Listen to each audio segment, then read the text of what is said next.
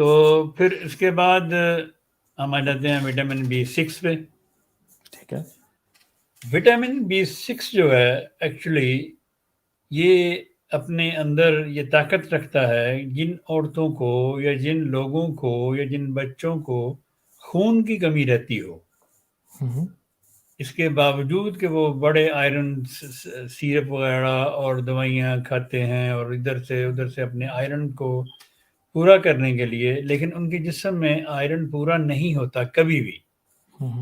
کئیوں کو انجیکشن لگوانے پڑتے ہیں، کئیوں کو بوتلیں لگوانی پڑتی ہیں. تو ان سب ایسی بیماریوں کو سے بچنے کے لیے یا جن کو یہ ہوں ایسی بیماری، ان کو وٹامن B6 میں دن میں 3 دفعہ لینا چاہیے.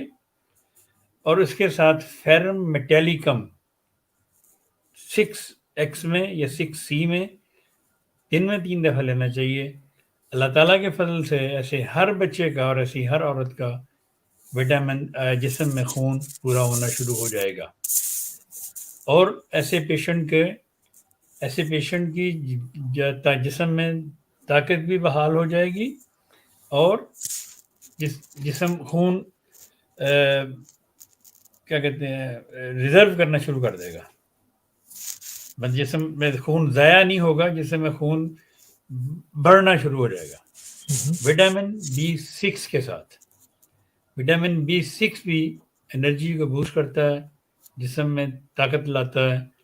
اور خاص کر ایسی عورتیں جن کو جو پریگننٹ ہوں، پریگننٹ عورتوں کو میں عموماً وٹامن B6 دیتا ہوں. بلکہ ان سب کو پریگننٹ عورتوں کو عموماً جو میں وٹامنس دیتا ہوں وہ وٹامن B کمپلیکس ہے. ان سب کو اگر ہم ملا لیں تو یہ وٹامن B کمپلیکس بن جاتا ہے. تو وٹامن B کمپلیکس میں نے ہزاروں عورتوں کو دیا ہے خدا کے فضل سے.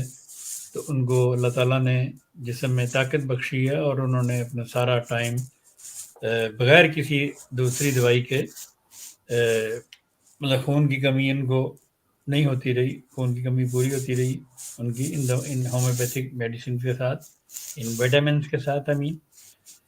تو اس لیے یہ چھوٹی چھوٹی دوائیں ہیں لیکن خدا کے فضل سے انسان کو گرے ہوئے کو بٹھا دیتی ہیں، کھڑا کر دیتی ہیں. بلکہ